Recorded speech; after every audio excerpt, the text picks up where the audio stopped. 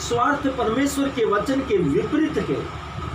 हर एक स्वार्थ परमेश्वर के वचन के विपरीत काम करता है, चाहे वो आपकी लाइफ में हो, चाहे किसी स्पिरिचुअल व्यक्ति की लाइफ में हो, किसी अगुवे की लाइफ में हो, किसी सत्यनिष्ठ की लाइफ में हो, किसी भी व्यक्ति की लाइफ के अंदर यदि पाप स्वार्थ के अंदर है तो वो परमेश्वर के वचन के विपरीत काम करेगा।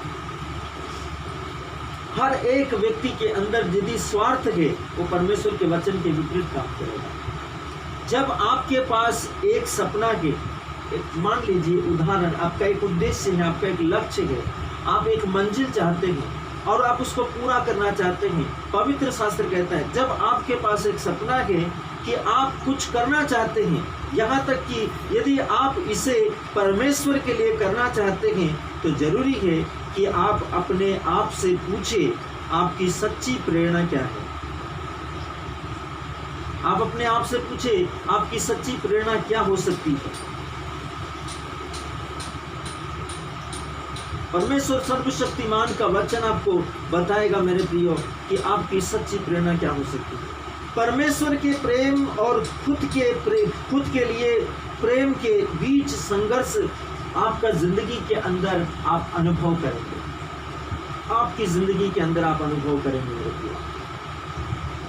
जब आप अपने आप से पूछेंगे परमेश्वर के इस बात को अपने जीवन के अंदर आप जब पूछेंगे, जब आप अपने सपने के बारे में, अपनी योजनाओं के बारे में, अपनी अभिलाषाओं के बारे में, अपनी इच्छाओं के बारे में अपने आप से या परमेश्वर से पूछेंगे, यहाँ तक कि यदि आप इसे परमेश्वर के लिए करना चाहते, जो कुछ भी काम आप उद्देश्य कि आप अपने जीवन में कुछ भी परमेश्वर के लिए करना चाहते, परमेश्वर की प्रशंसा के लिए, परमेश्वर के अनुग्रह के लिए, परमेश्वर के महिमामय काम को ऊंचा उठाने के लिए, परमेश्वर के नाम को ऊंचा उठाने के लिए, यदि आप परमेश्वर के उद्देश्यों के पर्पस से यदि आप कुछ काम कर रहे हैं और आप उस काम को करते हैं तो यह जरूरी है कि आप अपने आप से पूछे आपकी सच्ची प्रेरणा क्या है। जब आप परमेश्वर के प्रति कुछ काम कर रहे हैं तो अपने आप से पूछिए आपकी सच्ची प्रेरणा क्या है, अपनी अंतरात्मा की प्रेरणा आपकी क्या है। जब आप अपने आप से पूछेंगे तो हो सकता है कि आप अपने आप को परमेश्वर के प्रेम और खुद के प्रेम के बीच में संघर्ष करता हुआ पाएंगे। यदि आप कुछ कर रहे हैं, यदि आप वचन पढ़ रहे हैं, तो उस वचन को पढ़ने के पीछे आपके लाइफ के अंदर कुछ चल रहा है, वो पर्पस है। वहाँ क्या है? वहाँ उद्देश्य है, वहाँ पर्पस है, वहाँ मतलब है, वहाँ आपका उद्देश्य है, जिसको सरल भाषा में पौलुस स्वार्थ बोलता है। यदि आप और मैं अपनी जिंदगी में परमेश्वर के लिए भी कुछ कर रहे हैं तो वहाँ भी स्वार्थ है। लेकिन मेरे प्रियो, जब यीशु ने आपके लिए कुछ किया, आपके लिए अपने प्राण दिया, उसमें यीशु का कोई स्वार्थ नहीं। वो आपके लिए अपना प्राण को दिया, आपके लिए अपना जान को दिया, आपके लिए अपनी जिंदगी को दिया, केवल आपको बचाने के लिए। क्यों? क्योंकि वो आपको प्यार करता है। प्रेम स्वार्थ नहीं है।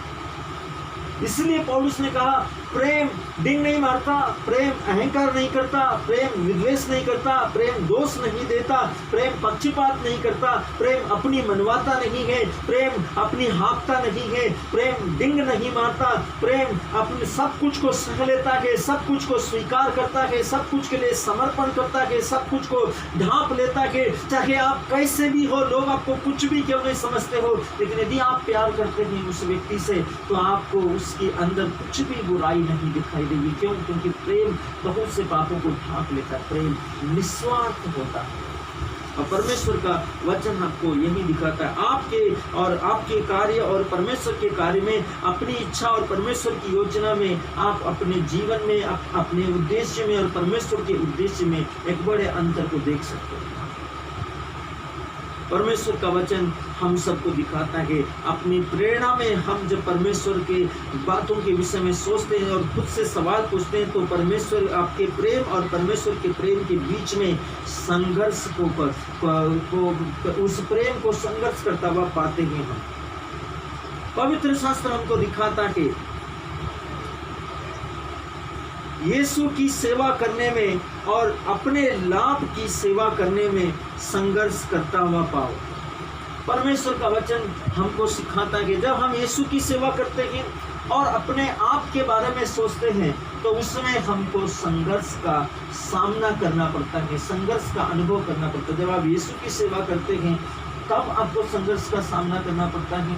जब आप अपने स्वार्थ के लिए काम करते हैं तब आपको संघर्ष का सामना करना पड़ता है, उस पर्पस को पूरा करने के लिए, उस उद्देश्य को पूरा करने के लिए, उस लक्ष्य को पूरा करने के लिए। और परमेश्वर का वचन आपकी और मेरी जिंदगी में चाहता है कि हम पौलुस के दृष्टिकोण के अनुसार अपनी जिंदगी में, अपनी आत्मा में, आत्मा की उन्नति के बारे में सोचें।